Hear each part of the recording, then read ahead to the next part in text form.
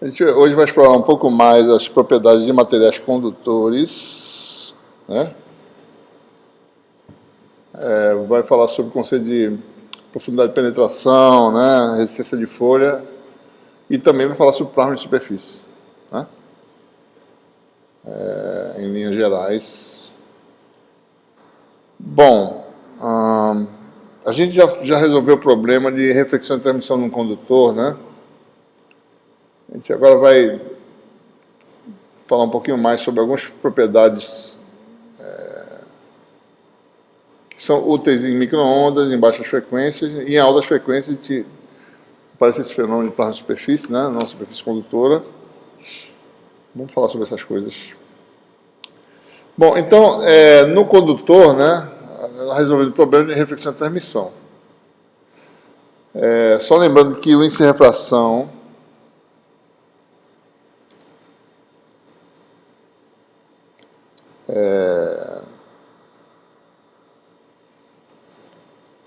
índice de refração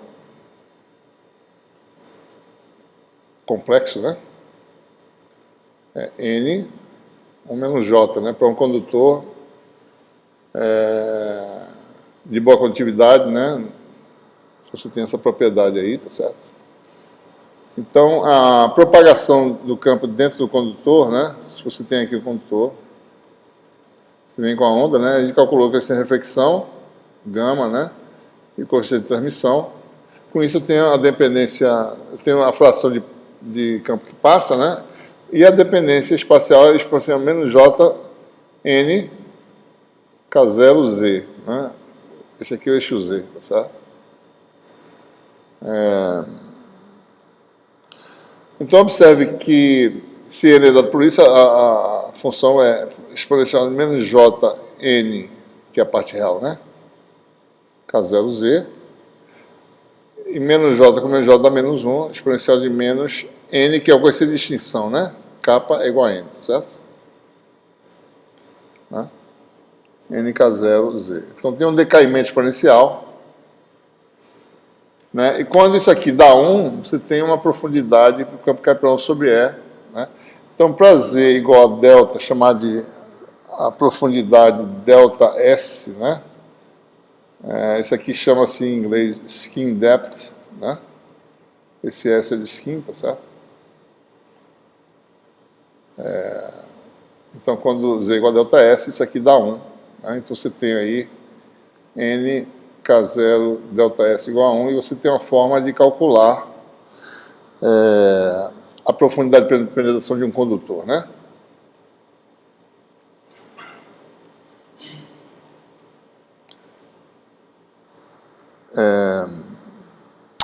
Esse N nós já calculamos na aula anterior, né? Nós fizemos o modelo, né? O N deu raiz de sigma condutividade, né? DC sobre 2 ômega epsilon 0, certo? Então aqui tem um N, diga.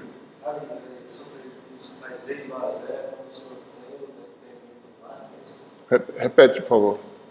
Naquela expressão do Z, se não Z igual a 0, é quando o decaimento é máximo. Não. Olha, o campo varia exponencialmente a amplitude, né? Tem a oscilação aqui, mas tem essa queda exponencial, ele faz isso, né? Não é isso? Esse fator, essa função exponencial, começa em Z igual a 0, aqui é o condutor, né? Em Z igual a delta S, isso aqui vai dar 1, certo? Então o campo vai cair para 1 sobre E do valor da superfície. Vai cair para 1 sobre E. Então ele penetra mais ou menos essa distância, né? É isso que você quer saber, não? Tá certo? Quando Z igual a delta S, aqui dá 1 e a amplitude cai para 1 sobre E. Quando Z for muito grande, isso aqui dá 0, certo? O campo se extingue, né? Coeficiente de extinção, ele se extingue.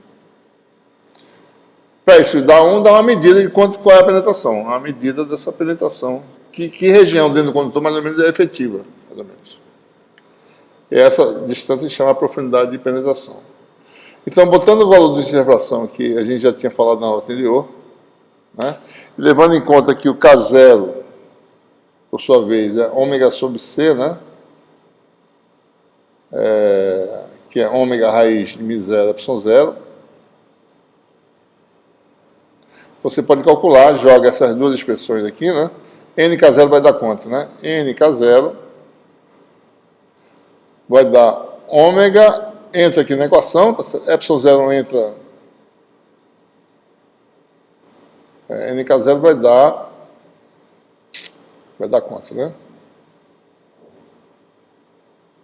É tudo junto, vai ficar raiz quadrada de sigma,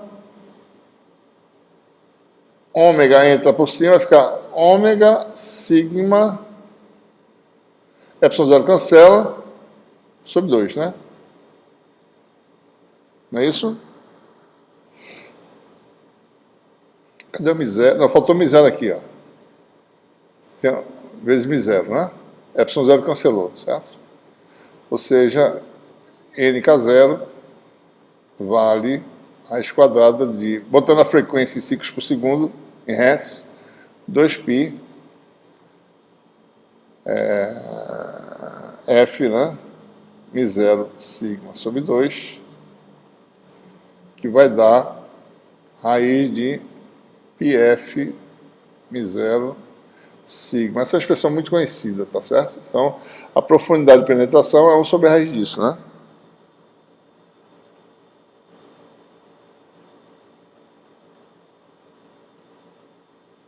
O que mostra as propriedades de penetração num condutor, né? Quanto maior a frequência, menor a penetração, certo? Alta frequência, menor a penetração. Isso aqui é um parâmetro material, tá certo? Permeabilidade do vácuo, né? Quanto maior a condutividade, menor a penetração, né? Se você botar, por exemplo, um bom condutor, né? 10 a sétima, por exemplo, que é um bom, os condutores têm assim 8 vezes a sétima, 6 vezes a sétima, 7 vezes a sétima, né? Ouro, tá certo? Alumínio, né? Prata, etc. Se você botar uma frequência, por exemplo, 10 a sexta, tem aqui na nota de aula, né? Você tem aqui um bom condutor, 1 MHz, 160 microns, né? Profundidade de penetração do condutor. Então, efetivamente, você ocupa mais ou menos 160 microns dentro do condutor, se você vem com o campo. Se você for para gigahertz, que é micro-ondas, 5 microns, né? Lembre-se que o comprimento de onda aqui, né? Lambda, só para vocês terem ideia, né? É C sobre F, é 3 vezes 10 oitava sobre 10 a nona, né? Aqui nesse caso, certo? Que dá 0,3, que é 30 centímetros, né? 1 GHz dá 30 centímetros. Então, como ele dá 30 centímetros, a profundidade é 5 microns só penetra 5 microns, tá? Não dá nem oscila dentro espacialmente, né? Outras propriedades importantes, né? Uma é a impedância de onda do metal. Ela tem uma interpretação importante que a gente vai mostrar qual é.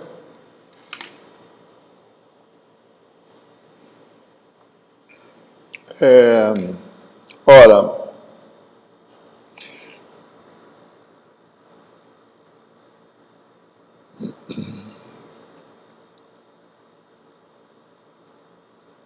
tem na aula anterior isso aí, né? Deixa eu tentar ver se a gente deduz fácil, rapidamente por que dá isso, né? Não, isso aqui está certo. Não. Isso aqui é... A impedância de onda no metal é quem, né?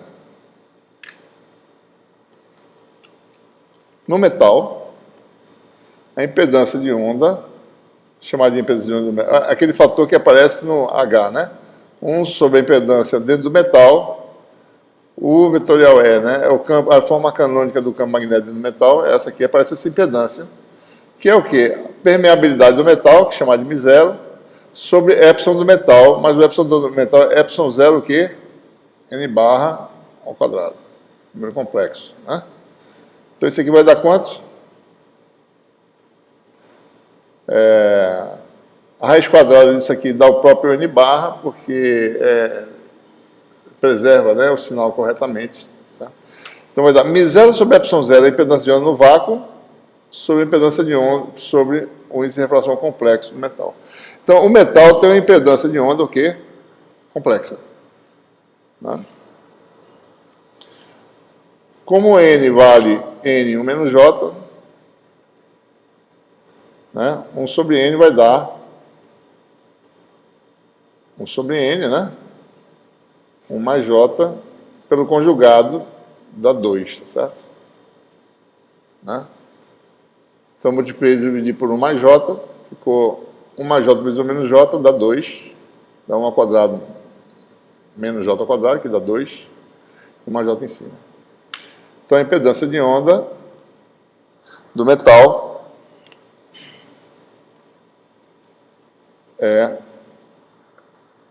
Z0 sobre 2N mais J. Antes de vocês olharem para aqui, tá certo? Para essa expressão, né? Olhem para mim, certo?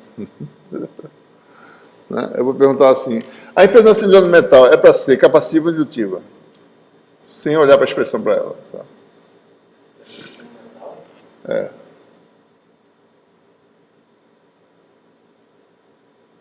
O metal, ele é mais indutivo ou mais capacitivo? Hã? Acho que ele iria variar com a frequência. Eu sei, mas a pergunta é, o metal, teria impedância indutiva ou capacitiva? Ele é mais indutivo? Ser mais indutivo ou mais capacitivo quer dizer o quê? Ser indutivo ou ser capacitivo? Eu acho que ele é mais indutivo. Por quê? Porque ele funciona como guia propagação de superfície. Então, você tem uma região que se daria a um.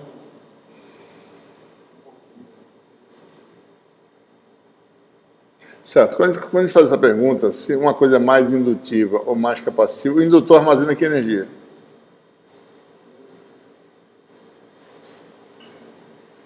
O indutor, ele predominantemente é energia qual? Não, mas qual delas? Tem duas. Tem a magnética e tem a elétrica. Magnética. Então, o indutor, a energia predominantemente é magnética, certo?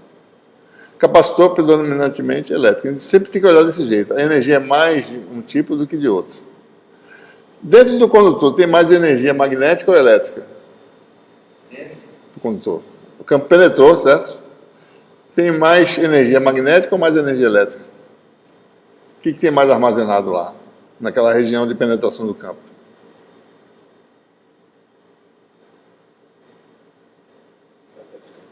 Elétrica? Por quê?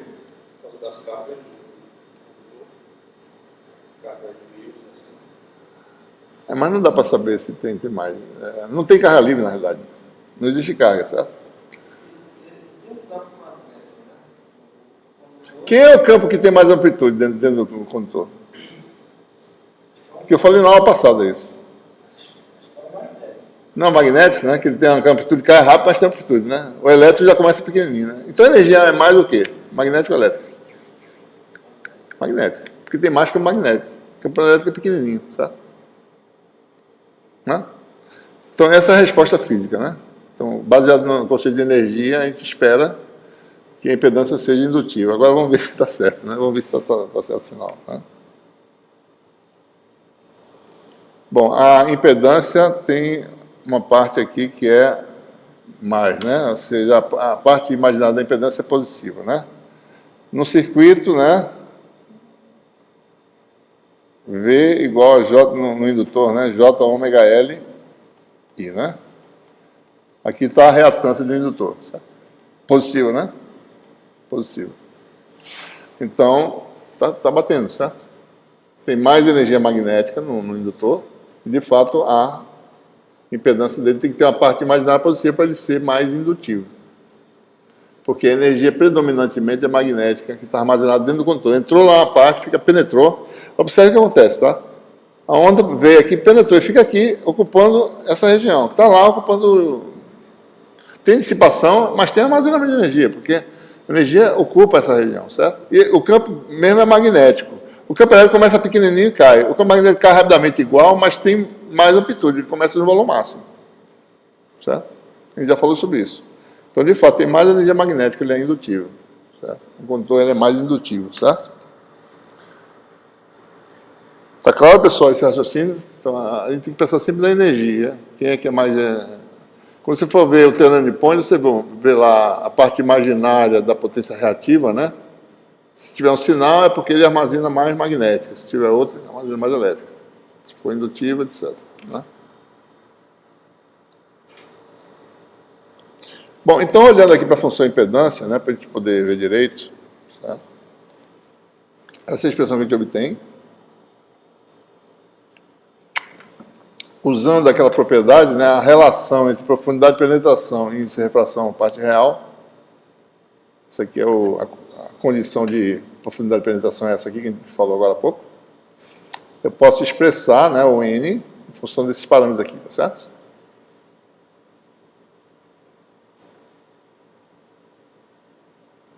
Né? Então, fica aqui, ó. O 2 está aqui, o mais J sobre 2, daí fica o K0 delta S. Z0 está aqui, esse aqui é o K0. Então, Z0 K0 vai dar ômega μ0, né? Que vale 2πf μ0, certo? Então, isso aqui é 2πf μ0. Isso aqui é 1 sobre raiz de πf μ0 sigma, eu acabei de derivar, certo? Né? O delta S ao quadrado é 1 sobre πf μ0 sigma. Então, você tem que πf μ0, que é esse fator aqui, ó, vai dar 1 sobre sigma delta S ao quadrado. Né? Por que eu estou fazendo tudo isso? Porque isso aqui é a impedância de onda. A impedância de onda do metal deu isso aqui, 2 vezes esse fator, e esse fator é 1 sobre sigma delta S ao quadrado, certo? Então, veja, a impedância de onda vai ter delta S sobre sigma delta S ao quadrado, que vai dar o quê? 1 sobre sigma delta S mais J. Então, essa expressão bem clássica para a impedância de um metal, certo? Você olha para a profundidade de penetração, olha para a condutividade. E tem esse fatorzinho aqui que aparece, né? Então, ou seja, a impedância de onda de um metal pode ser escrita como esse fator RS, que é o número real, chamado a resistência de folha, certo? Que tem um significado físico, isso aqui, né? Certo? O que é a resistência de folha? Né? Imagine que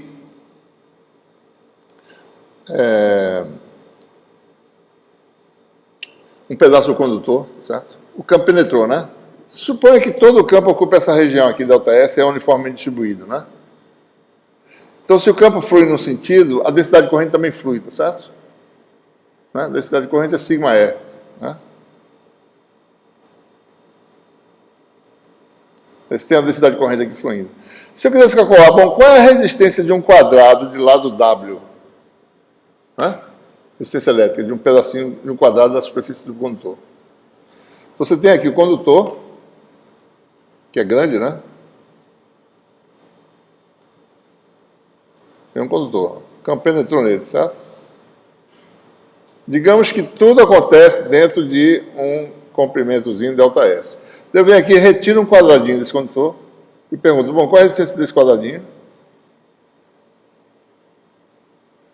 Largura W, altura W. O campo, lembre-se, o campo elétrico está fazendo isso, né? Tem um campo aqui, tem uma densidade de corrente, ou seja, se eu imagino uma densidade de corrente aqui, qual é a resistência desse bloco aqui? A resistência seria comprimento, quer dizer, o fluxo é para cá, tá certo? Comprimento a W, sobre condutividade, sigma, área atravessada, que é essa aqui, ó. Essa área atravessada é um quadradinho desse, certo? Que é W vezes delta S. Então, a resistência de um bloco de largura W por W do condutor é igual a quanto? 1 sobre sigma delta S. A resistência de qualquer quadrado do condutor é sempre a mesma, certo? 1 sobre sigma delta S. Por isso que chama resistência de folha, né? Uma folha do condutor, tá certo? Como se toda a corrente tivesse na superfície tivesse essa resistência. Isso aqui é útil para calcular atenuação, perdas, tá certo? Usando conceitos simples, né?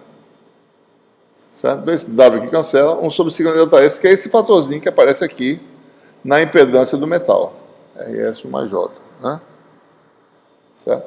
Então, representa o quê? A resistência de qualquer quadrado do material, certo? Bom, então vamos calcular os campos direitinho em função da profundidade de penetração, porque fica mais fácil de perceber as coisas, né? Os tamanhos das coisas. Ora, campo transmitido, aqui já está em função agora, né? Eu posso expressar tudo em função da profundidade de penetração, porque, lembrando, NK0 delta S igual a 1, então NK0 é igual a 1 sobre delta S, né? Então aqui tem NK0 é 1 sobre delta S, NK0 é 1 sobre delta S. Fica mais fácil de perceber aqui como é que o campo varia, certo? Tem o conceito de transmissão que é 2 sobre o índice complexo, não é? Então é 2 sobre N menos J, invertendo dá 1 mais J sobre 2, com 2 cancela, dá 1 mais J sobre N. Novamente usando essa relação, expressamos N em termos do profundidade de penetração, certo? Ora, K0 vale 2π sobre lambda, né? Ficamos sobre 2π lambda sobre delta S. Aí dá uma ideia, mais ou menos, do tamanho do coeficiente de transmissão, né? Olhando essa expressão aqui. Você vê como é pequeno, né? Profundidade de penetração, que é um número muito pequeno em relação a lambda, como bem de onda. Eu acabei de mostrar um exemplo, né? Gigahertz, 30 centímetros lambda, 5 microns delta S. Então, isso aqui é muito pequeno, tá? Então, o campo transmitido é dado por essa expressão aqui. É claro que tem é zero aqui, mas normalizado, né? Admitindo a amplitude unitária do campo incidente, 1 volt por metro, você tem esse fator de transmissão que é muito pequeno, certo? Né? E o campo magnético? Ora, o campo magnético vai com Zm, né? Vezes Z, né? Zm é Z0 sobre N, certo? E se eu voltar para cá, é 2 sobre N, né?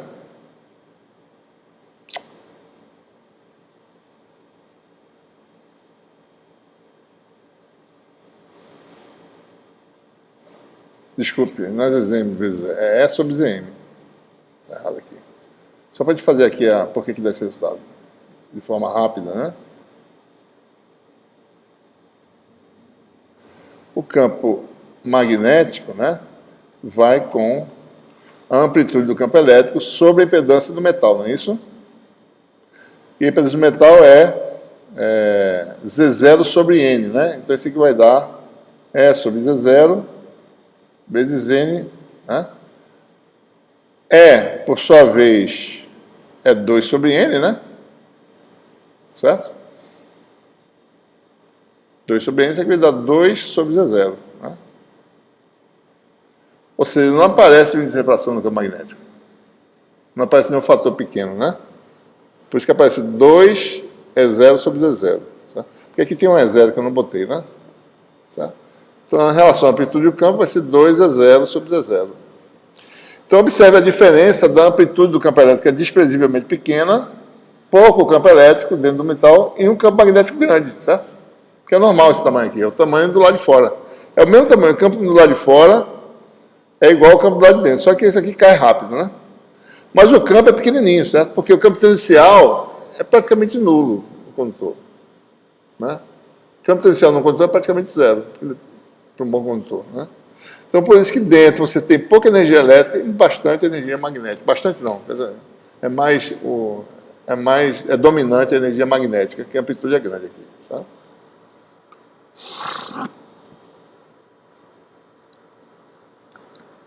Vamos calcular aí. Professor, independentemente, a temperatura aí não é um parâmetro de influência. Espera só um minutinho. Como é que é? A temperatura não é um parâmetro de influência. É. Mas, então, por que Não, depende da função, tá certo? Eu não coloquei a temperatura, não é efeito da temperatura. Mas esses parâmetros todos independem da temperatura, ou seja, a inflação do metal, tá certo? Também depende da temperatura. como é que de onde a gente vai tirar? Tem os parâmetros lá fenomenológicos, né? Aquele colchão de amortecimento gama, né? Essas coisas dependem da temperatura. Quanto maior a vibração, o gama é influenciado, vai afetar o gama, certo? E o gama afeta a inserção do metal complexo, né? Então, tudo isso faz um efeito, sim, certo? Está embutido nos parâmetros materiais, certo?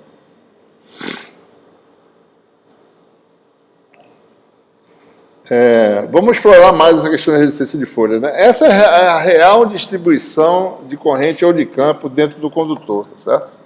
A densidade de corrente, que ela varia, né, de um valor na superfície, certo? Vai caindo, né? Certo? Essa é a expressão para a densidade de corrente, tá certo? Ela é pequena, né? Certo? Eu posso calcular a densidade de corrente. Deixa eu só... E a gente vai ver que se eu calcular a potência, a corrente ou a potência dissipada, tá certo? Nesse bloco aí, mesmo calculando, usando a distribuição exata, é equivalente ao calcular a potência numa folha de altura ΔS, como se a corrente tivesse uniformemente distribuída.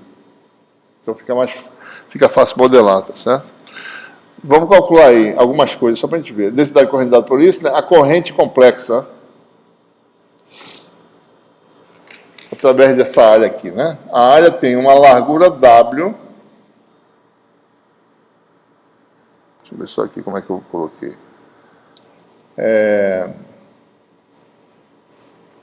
E uma profundidade H muito grande, tá certo? Em relação a ΔS, ou seja, profundidade infinita. Infinita não, mas na prática algo muito maior que ΔS. Qualquer coisa normal é maior que ΔS, né? Então, a corrente que flui nessa seção transversal aqui é a integral do fluxo de J através dessa área aqui, ó. Essa área tem elemento de área de sigma, que é igual a W, porque aqui é uniformemente distribuída, e aqui a profundidade é Z, então W dZ, né? Então, a DI é Jx,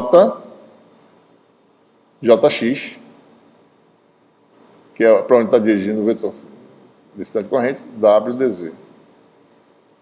E a corrente total vai ser integral dessa função, né? Certo? Para dentro do condutor. Essa integral não é difícil, né?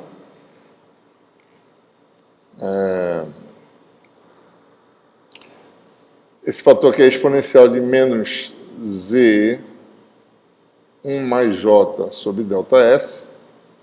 Então, essencialmente, você tem uma integral do tipo, só para a gente mostrar aqui, né? Integral de 0 a infinito.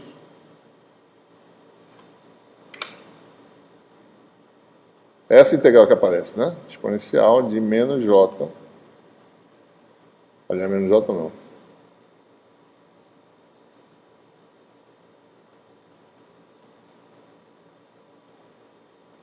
Exponencial, né? Da função exponencial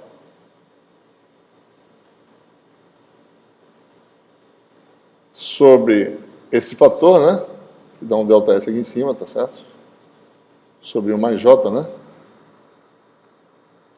Tá certo? Acho que tá, né?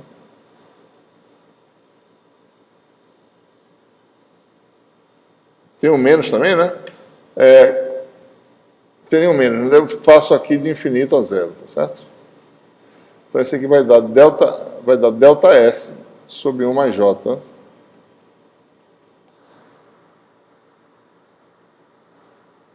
Certo? Tem alguma coisa errada aqui, bicho.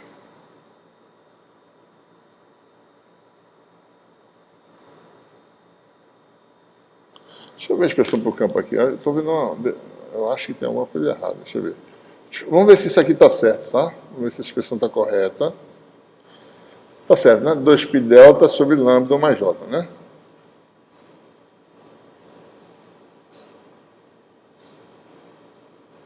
Isso aqui é a densidade corrente.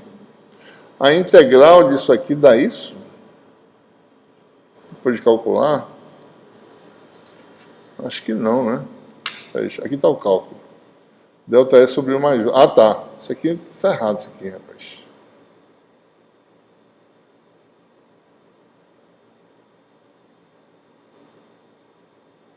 Ah, tá, desculpe. Tá certo, isso aqui tá certo. Isso aqui é isso vezes essa integral aqui, né? A corrente vai ser esse fator, que é o campo todinho, tá certo? Vezes a parte espacial, que é a integral que eu acabei de fazer, que dá ΔS sobre o mais J. Daí se o mais J cancela, esse com esse aqui, certo? Daí fica ΔS ao quadrado aqui, ó. Né? Tá certo aqui? W é 0. Estou no sigma aqui, né? Ah, não. Sigma. Está faltando um sigma aí na expressão, certo? 2π ΔS ao quadrado sigma. Está faltando um sigma aqui, certo? Tem um sigmazinho aqui, né? 2π sigma ΔS vezes ΔS da ΔS ao quadrado sobre lambda, daí tem o W que está aqui, né? O W que está aqui, certo? Então está todo mundo aí, tá certo? Isso é a corrente.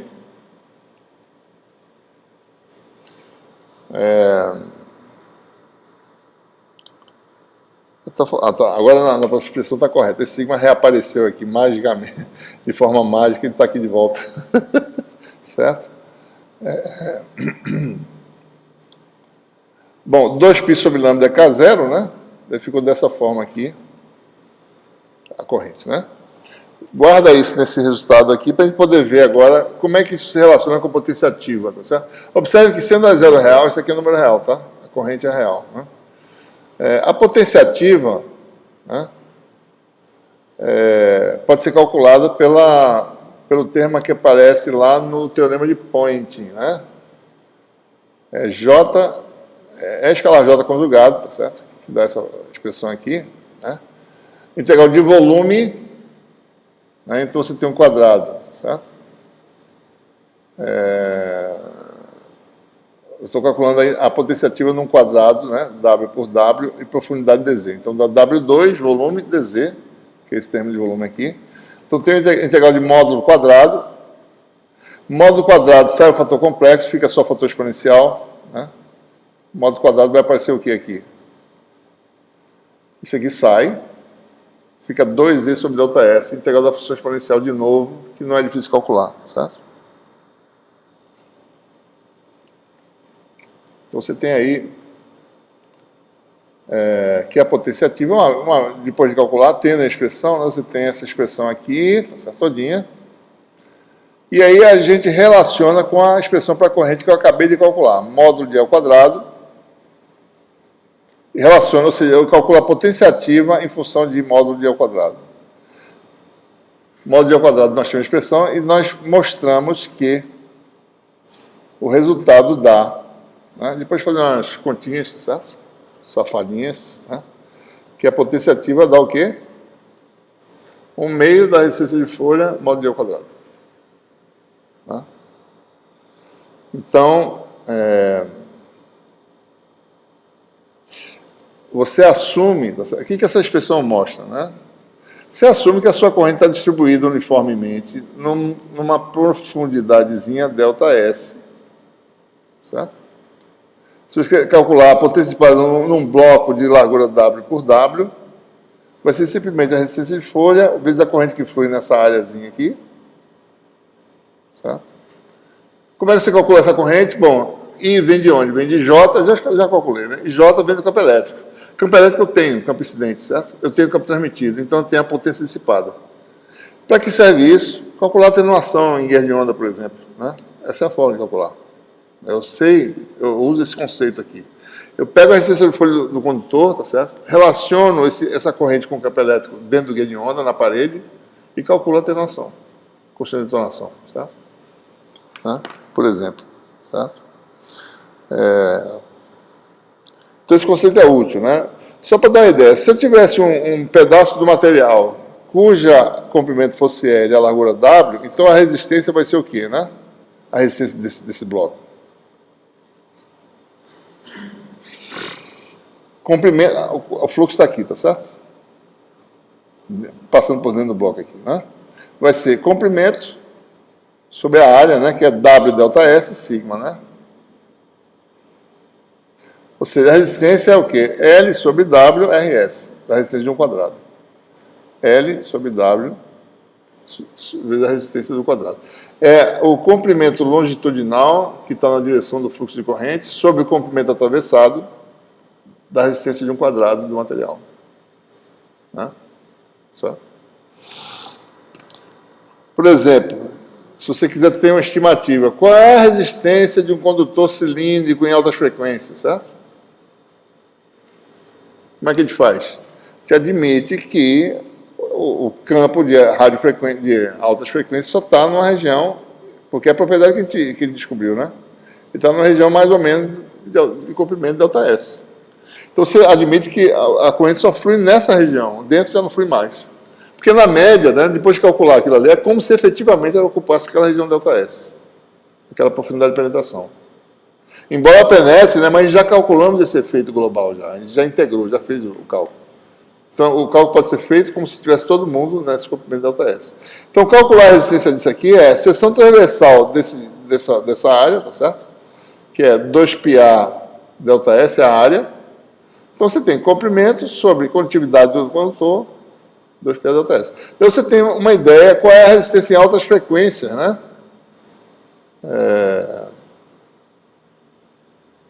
Ou seja, 1 sobre sigma delta S é a resistência de folha, né? Então, é comprimento sobre o perímetro vezes a resistência de folha. Então, você pode estimar um condutor em altas frequências com a resistência elétrica dele. Né? Basta saber qual a profundidade de penetração daquele cobre ou de ouro, etc. Você tem uma ideia. Tudo isso vai ser válido desde que A seja muito maior que a profundidade de penetração. Isso aqui vai dar um resultado muito próximo da realidade. Certo? Muito próximo mesmo. Observe que a gente fez uma análise de onda plana, mas com essa análise obteve uma propriedade de materiais condutores, que o campo não penetra muito mais do que algumas profundidades de penetração. Daí, com esse conceito, eu resolvo um problema de circuito, ou de circuitos em alta frequência, ou seja, quanto é que né? Alguns condutores, como é que eles se comportam em alta frequência? Né? Eu tenho uma ideia. Mas a análise veio de onda plana, né? A gente falou sobre onda plana penetrando no material. Tá? Essa propriedade é geral de penetração. Tá? Certo? Então, esse conceito de resistência de folha é super útil, inclusive para qualquer tipo de condutor, de qualquer geometria, para você obter essas propriedades. Bom, vamos falar agora sobre essas oscilações que são conhecidas, né, localizadas na superfície, podem ser observadas no infravermelho e no visível. Que região é essa do espectro? Bom, mais ou menos lambda maior do que 700. Você pode ir até, talvez, 2.000 nanômetros, né? Ou seja, 2 microns até 0,7 microns, né? Você tem aí visível. Na verdade, você pode observar plano de superfície com medianas menores, até no azul, tá certo? 0,3. Ou ultravioleta, né? Para alguns metais, para o alumínio, por exemplo. Vai exibir plano de superfície até lá no ultravioleta, né? O que acontece? Para metais, a permissividade relativa é aproximadamente dada por essa expressão, né? Desprezando a parte imaginária. A parte imaginária é importante, tá certo? Para observar essas oscilações, né? Elas vão ter um efeito de ressonância que depende dessa parte imaginária, mas vamos deixar lá de fora por um momento. E aqui aparece a frequência de plasma e a frequência ômega. O que acontece? Na região abaixo da frequência de plasma, a permissividade dos metais é negativa, certo?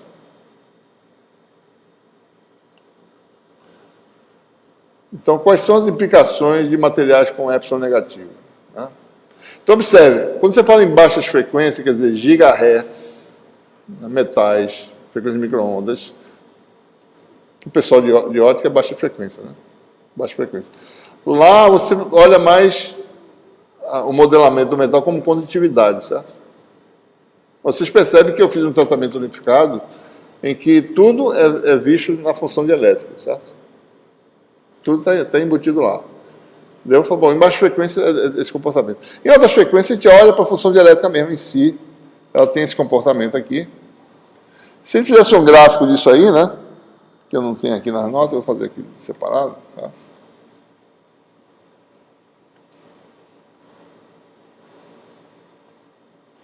Você tem ômega igual a ômega P, ômega tendendo a infinito.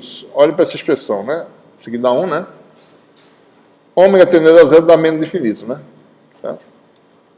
Que é o comportamento de um condutor a baixa frequência, exatamente tendo, é como se tivesse uma permissividade que vai para infinito. Então você tem essa região aqui, certo? Aqui é 1, né?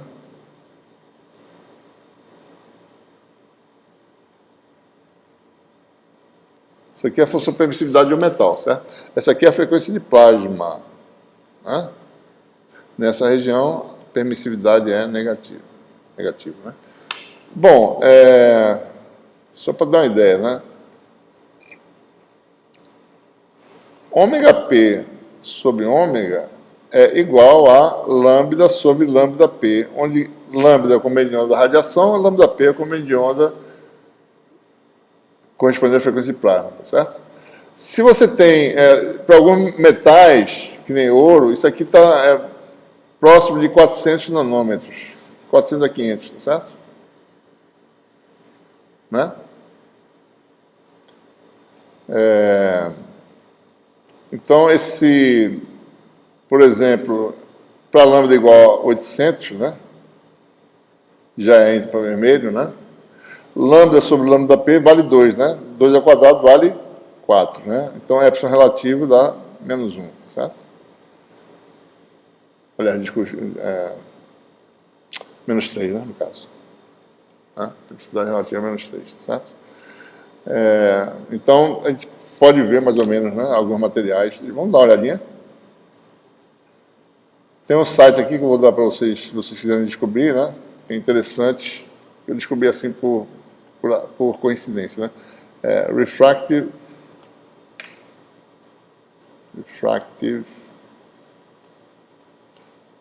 Index.info. Vocês acharam as propriedades de alguns materiais, certo? Vamos até lá. É claro que a função dielétrica não é só aquilo, certo? Tem termos de ressonância. Eu fiz o modelo, né, a gente fez o modelo da função dielétrica generalizada, que tem várias ressonâncias, né, tem elétrons livres, tá certo? Né? Então, não é só aquela função 1 menos ômega P ao quadrado sobre ômega 2, certo? Mas tem mais termos, então não é bem aquilo, né? Aquele é um modelo chamado modelo de Drude, tá certo? Só aquela parte lá que a gente está falando agora, né? Então, veja, aqui tem aí vários materiais, tá certo? Vamos pegar aqui aqui, ó, já tem prata aqui, tá certo? Vamos pegar ouro, né? Ouro é um material muito usado em fazer sensores baseados em plasma de superfície. Aqui tem várias referências. Vou pegar a referência do Johnson Christie. E aí você tem, pronto, comprimento de onda, tá certo? Tem aqui com essa distinção. Aqui já é verde, né? Nessa região aqui. Vamos botar aqui, botar um micron, tá certo? Aqui está o N e o K, aqui está o epsilon, né? Menos 40, certo? E a parte imaginária é menos 2, né? Aqui está a função, deixa eu ver que função é essa aqui. NK, né? Deixa eu botar as duas, tá certo? A azul é N, né? Não, o índice de refração, na verdade, é pequeno, né? Porque N2 menos K ao quadrado é o epsilon, a parte real da parte imaginária, né? É o K ao quadrado que dá uma ideia mais ou menos de quem é a parte real da permissividade, certo? Então aí estão os valores, então você pode ver para vários materiais, tá certo? Para um dado comprimento de onda, né? Ok? Então a função não é aquela função exatamente, né? Aqui está em comprimento de onda. Então observe aqui, ó, nesse ponto aqui, ó, NK são iguais, né? N2 menos K ao quadrado dá 0. A frequência de plasma é mais ou menos aí, certo? Aproximadamente nessa região aqui, né? Ponto é 200 micron, é ultravioleta, certo? É mais ou menos aí que eu teria o cruzamento das duas funções, eu teria a permissividade igual a 0, né? A parte real, certo? Né? Aqui, ó. Eu posso até ver aqui, eu acho. Deixa eu ver. Posso? Não, né? Talvez eu possa até fazer alguma coisa aqui. Eu posso baixar, se eu quiser, os arquivos, tá certo? Eu queria só fazer um gráfico... Aqui fala em transmitância, em vários outros padrões, reflectância frontal, tá certo? Tem várias propriedades que você pode extrair daqui. Vários materiais, né? Metais, tá certo? E outros sólidos, tá certo? Outros materiais. Tá bom? Bom, então só para ilustrar, o que acontece em metais, na região em que epsilon é negativo, que aparece esse fenômeno de confinamento de radiação numa interface metal de elétrico. Né? Então é possível obter o confinamento numa interface simples, né? Vamos fazer a formulação. A formulação é a seguinte: admita que você tem uma interface entre meios 1 e 2, um deles é um metal, certo? E outro meio é um meio tradicional, transparente, pode ser vácuo, vidro, né? O que quer que seja. E a pergunta é, sob que condições eu tenho um campo injetado e um campo transmitido sem reflexão? Ângulo de Brewster é uma possibilidade, né? Mas tem uma segunda, que é confinamento, certo? Né? Vamos fazer isso aí. Então a gente escreve o campo incidente, né?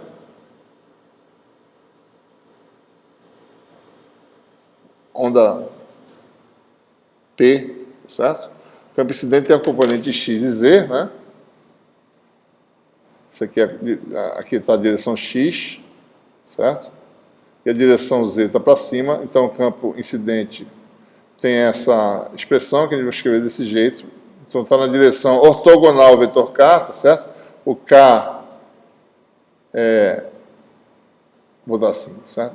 KX 0, K1, né? Componente Z, K1. Produto escalar desses vetores dá zero, tá certo? Né? KX vezes menos K1 mais K1 vezes KX dá zero. Então esse vetor é ortogonal a esse. Né? O campo elétrico é ortogonal ao vetor de onda. E o campo magnético também é ortogonal a ambos, né? Aqui, ó, 0, 1, 0, ortogonal a esse e a esse. O produto vetorial dos dois dá o fluxo de potência, tá certo? Se eu fizer o produto vetorial, XY dá menos K1, né? Que é uma direção na direção Z, né? Então, observe, né? X com Y dá menos, com menos dá mais, né? Então, vai dar uma componente Z que é K1, e XY, né? Dá, aliás, ZY dá menos X, com menos dá mais, não vai dar KX aqui. E nada na segunda posição. Então, essa é a direção de K, certo? Então, o produto vetorial de E com H dá no sentido de K. Então, está tudo correto aqui, essa forma de escrever. Bota uma amplitude A aqui, tá certo? A relação dimensional está correta, né? Porque isso aqui vem das equações de Maxwell, tá certo?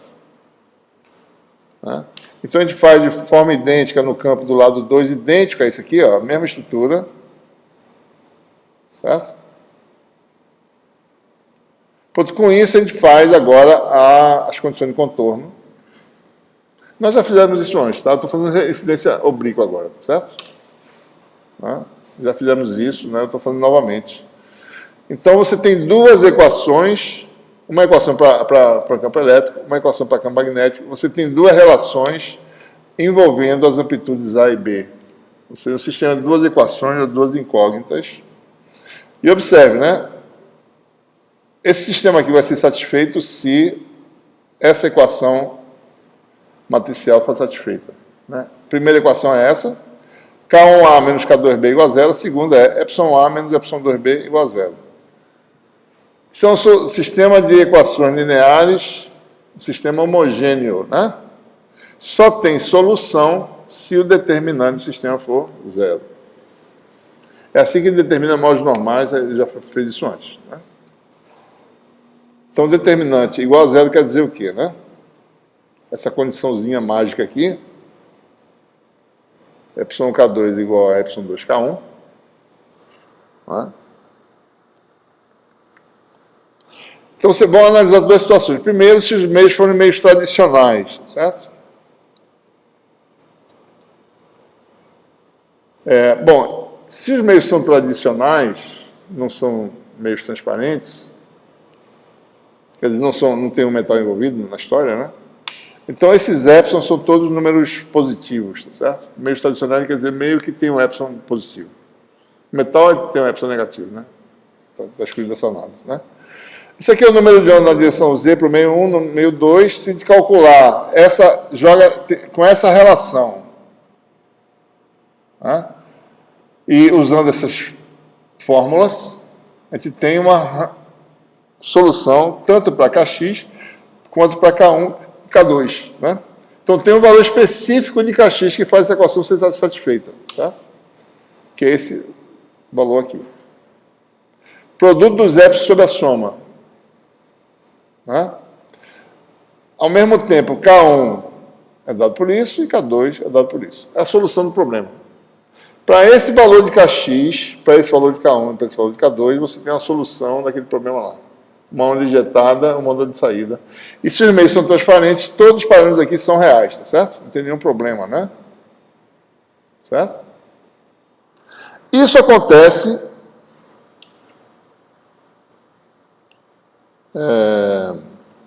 quando você injeta o campo incidente no ângulo de Brewster. Essa condição é exatamente essa condição aqui. Isso quer dizer tangente de θB igual a N2 sobre N1 para meios não magnéticos, tá? Se você trabalhar essas condições, você obtém esse resultado aí. Tangente de θB igual a N2 sobre N1, ângulo de Brewster. Então isso existe. Nós já sabemos disso. Já fizemos isso antes. Mas tem uma segunda opção. E se um epsilon for negativo? Certo? Ou seja, se um epsilon for negativo, quer dizer o quê, né? Esse produto aqui vai dar quanto? Menor que zero. Como é que eu obtenho a solução real para Kx? Só se a soma também for menor que zero, certo? Então, tem a segunda possibilidade de solução, que não é entre meios transparentes, que eu tenho a solução real para Kx. Tem uma solução real para Kx, quer dizer que a minha onda, seja, né, ela tem propagação nessa direção aqui, né? Certo? Kx real quer dizer isso. Então, se você olha para o Kx,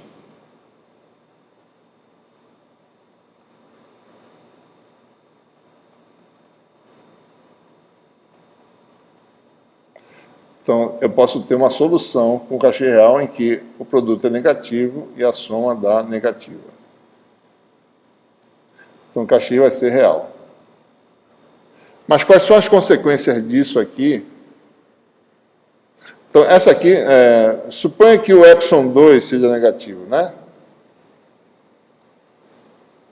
Quer dizer que, então, a permissividade desse material de permissividade negativa, que é metal, né? Acabou de falar, certo? Só os metais têm essa propriedade, tem que ser menor do que menos epsilon 1. Então, a primeira condição é que você esteja numa região de frequência, nessa função que eu acabei de mostrar aqui, certo? Em que a permissividade seja menor do que menos epsilon 1. Então, nessa região é possível ter um Kx real, mesmo que o epsilon do meio 2 seja negativo. Certo? Então, o epsilon tem que ser menor do que menos epsilon 1. Quais são as consequências de ter um epsilon negativo? Kx deu real, né? Bom, o que mais? E o K1? Se o epsilon é transparente, né? Isso aqui é positivo. Isso aqui dá negativo, né? Então, esse número é negativo. O que acontece com esse K1? Ele se torna puramente imaginário. Epsilon negativo ao quadrado é positivo. Isso aqui é negativo de novo. K2 puramente imaginário. Certo? Ora, como é que essas ondas se comportam nesse caso? Eu tenho que escolher uma raiz no lado 1, né? Deixa eu desenhar aqui, tá certo? A minha raiz tem que ser tal que, quando a componente Z do número de onda é imaginária, eu tenho que escolher a raiz desse número imaginário tal que a onda decaia para longe da interface, tá certo? Eu posso ter uma solução que aumenta para sempre, não é o caso. Isso aqui é um meio infinito, certo? Energia infinita, não vai funcionar. Eu tenho que escolher um resultado em que a onda decaia para cá e decaia para lá. Certo? Bom, aqui é exponencial de menos jk1z. E aqui é exponencial de menos jk2z, né? Então, a minha solução tem que ser aqui o quê? K1. Para cair para cá tem que ser K1 igual a J1 gama. Certo? Porque aqui vai dar, com essa escolha, vai dar exponencial de gama 1z. E exponencial de gama 1z cai para z negativo. Certo? E do lado de cima eu tenho que escolher K2 igual a menos J gama 2. Né? Então, a raiz do número imaginário tem que ser escolhida adequadamente, porque, caso contrário, você vai ter onda que aumenta sempre. Né? Isso aqui dá quanto? Exponencial de menos gama 2z. Então, a onda vai decair em ambos os lados da interface. Existe a possibilidade de uma solução confinada, né?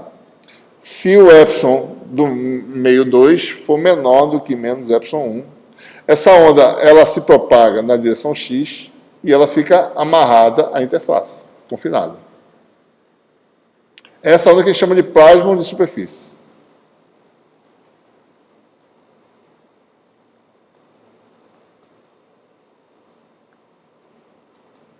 Certo?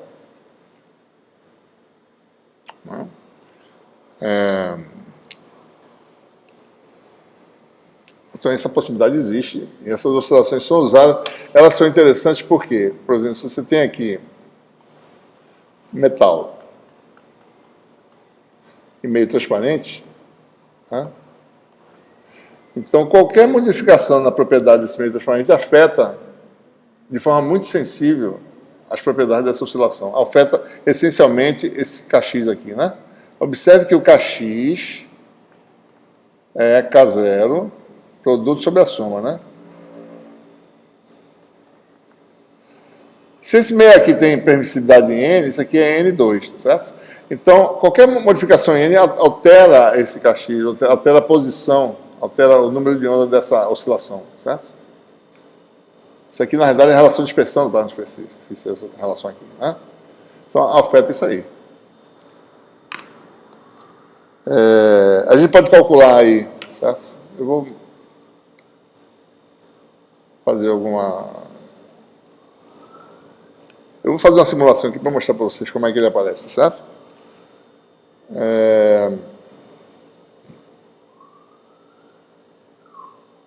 Aqui é a densidade de potência, né? Que pode ser calculada dos dois lados. A densidade de potência é o quê? Da densidade de potência, eu posso calcular a potência que atravessa uma área, né? Ortogonal ao fluxo de potência, certo? Então, assumindo epsilon maior que zero, né? O meio de entrada, transparente meio 2 é metal. Então, esse cálculo pode ser feito de forma simples, né?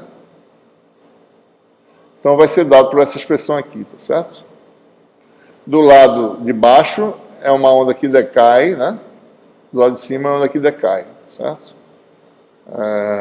Tá certo isso? Tá. Tá faltando um sinal aí. Ah, não, tá certo. Exatamente isso. Ora, aqui está a interface, né? O fluxo é para cá, tá certo? Tem uma componente Z da densidade de potência, mas ela é imaginária, não tem potência ativa fluindo para longe da interface. A onda está confinada, ela armazena energia, então não tem densidade de potência real na direção Z. Mas tem na direção X, certo? Isso aqui é real, isso aqui também, né? Mas observe um detalhe, né? A densidade de potência no meio de entrada, que é o meio 1, é positiva, né? Epsilon é positivo, tá certo? Né? No meio 2, a densidade de potência é epsilon ao quadrado sobre epsilon 2, mas epsilon 2 é negativo. Então, a densidade de potência Sx é negativa, certo? Está aqui, ó. Então, se você for ver a densidade de potência, é assim, ó. Essa aqui é fora do metal, no metal faz isso. A potência total, certo? É positiva. Mas tem essa parte negativa do lado dentro do metal. Né? Certo? É como se a potência fluísse assim, né? Vem um pouquinho para trás, né? Fluxo para cá e fluxo para lá. Certo? A potência flui para cá dentro do metal e flui para lá do lado de fora. Certo? Mas o resultado líquido é positivo. Né? Não tem amplificação nenhuma aí. Certo? Hã? Por causa dos elétrons, né? Metais, certo? Isso tem que se ver direitinho por quê. Pode-se talvez analisar direito a onda, como é que é a linha de campo, tá certo? Mas tem uma densidade de potência negativa dentro do metal. Tá? Certo?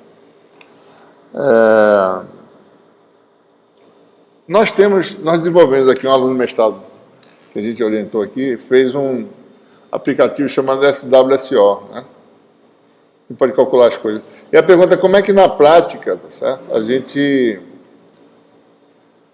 Como é que na prática a gente calcula, como é que a gente excita um plano de superfície na prática, né? Certo? Deixa eu abrir logo aqui e eu vou fazer isso aqui em paralelo, tá certo? Já tem uma ressonância aí, né?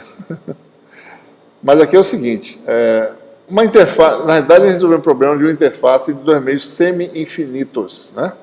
Isso não existe na prática. Como é que a gente chega nessa oscilação? Mas a gente sabe que aproximadamente existirá um plasma de superfície cujo número de onda é mais ou menos dado por isso aqui, certo?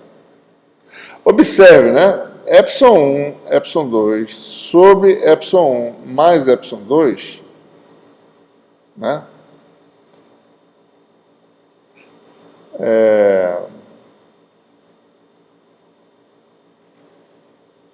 Nas condições que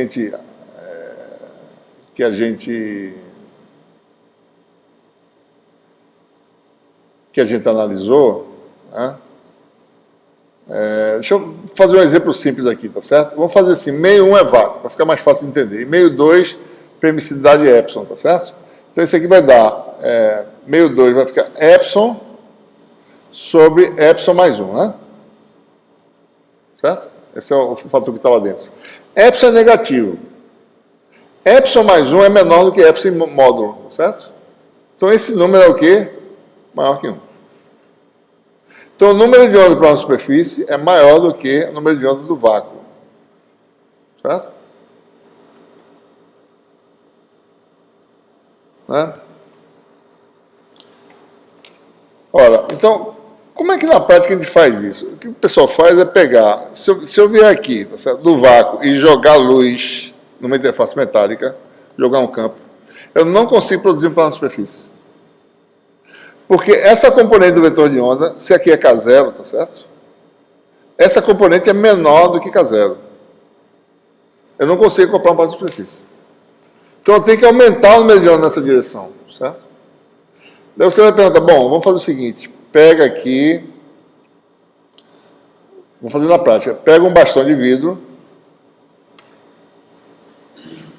e bota um filme metálico aqui, certo? E vem com a luz por aqui, tá? Não dá para citar também. Porque eu venho do vácuo, a componente aqui é K0, né?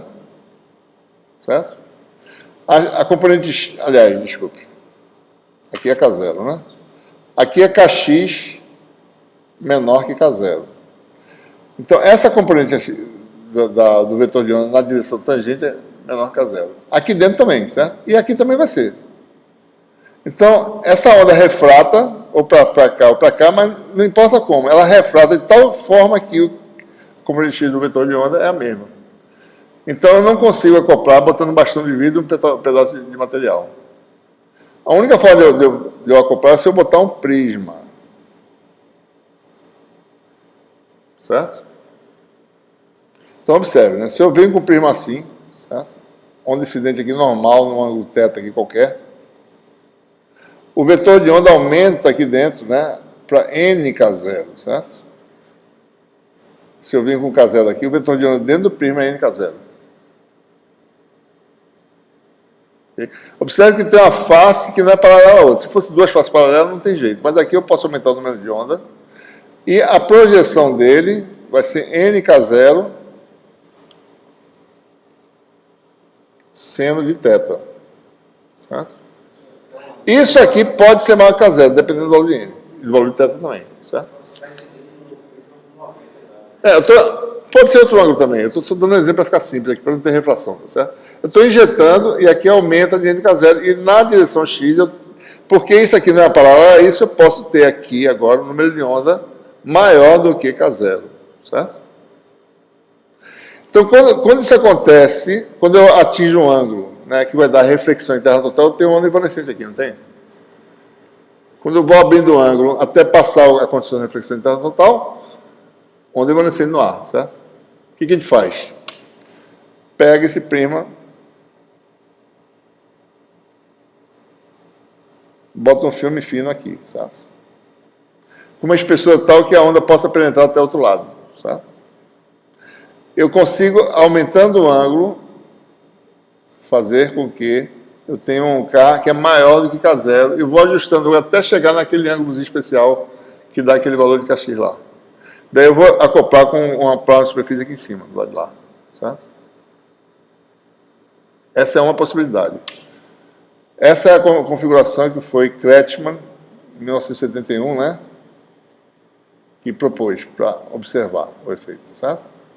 Mas tem uma outra configuração, que você tem um prisma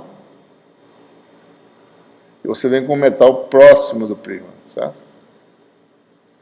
Daqui dessa região de onda evanescente, você ajusta o ângulo até que o Kx dê aquele K especial. Você tem um acoplamento aqui em cima. Isso aqui é uns 2 comentos de onda, mais ou menos, aproximadamente, certo? Essa é a configuração de Otto, para acoplar com prazo de superfície. Como manter? Isso aqui tem que ser controlado, né? Varia com essa profundidade, certo? E aqui também, o acoplamento depende da espessura do filme. Né? Essa é a forma prática de acoplar. Existe uma terceira, que é, você tem que quebrar o momento, né? O que você faz? Ora, uma superfície assim, metal aqui embaixo. Se eu vier assim, não consigo acoplar, certo? O que o pessoal faz? Grau de difração. Uma superfície periódica. Quando você faz isso, você gera um número de ordens de difração. Algumas delas são evanescentes. Daí você acopla com uma superfície nessa interface. Isso aqui é metal, certo? Todos esses trabalhos a gente vem desenvolvendo aqui no grupo, né? Configuração de Otto, de Kretschmann e grau de difração também, certo? E com isso a gente faz sensores, né? De alta acessibilidade, certo? Deixa eu mostrar aqui uma situação aqui no simulador. Esse Surface Wave Sensor Optimizer, SWSO, que ele desenvolveu, tá certo? Deixa eu fazer um caso aqui, ó, número de interfaces 2, ou seja, um filme fino, né? Meio sensoriado, né? Geralmente meio de está acima do metal. Meio 1 é um prisma de BK7, tá certo? Meio 2 ouro, né? Já está aqui com a espessura, né? Eu vou só olhar essa região aqui. Já tem uma ressonância aqui que vocês observam, né? Ó, isso aqui é reflexão interna total, tá certo? Ângulo de incidência, reflexão interna total. Eu estou com a espessura, né? 40 nanômetros, tá certo? Se eu variar a espessura, eu acoplo mais ou menos, tá certo? Eita, foi muito aqui, tá? Deixa eu fazer assim manualmente. 0.03, né? Estou calculando, não. 0.04, acho que foi muito. Pronto, tá lá. Deixa eu fazer 0.05. Tá. Então, eu estou variando a espessura do filmezinho que eu falei, na configuração que eu falei de Kretschmann, né? 0.06. Estou acoplando cada vez menos, né? Deixa eu só mostrar aqui. Ele está assim porque está com a resolução baixa aqui. Vamos botar 0.01 aqui. Para ficar mais... O que acontece aqui, né? Deixa eu botar aqui de 0.04 lá, certo? O que está acontecendo aqui, né? Então, deixa eu mostrar aqui qual é a ideia, certo? Eita. Cortou aqui porque eu acabei cortando. Voltou. Deixa eu pegar aqui direito para mostrar para vocês o que acontece no experimento que você observa. Você joga um campo incidente, luz, laser, certo? Mede a reflectância do prisma, que está metalizado, né?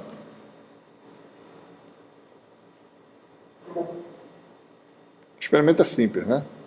Um prisma, um filme com certa espessura, joga a luz, né? E mede a reflexão com o detetor, certo? Mede a reflectância, essencialmente, isso aqui. Tá? Então você vai observando. Isso aqui é um filme metálico, né? Ele reflete muito, né? Quando chega na reflexão total, você observa aqui isso aqui, certo?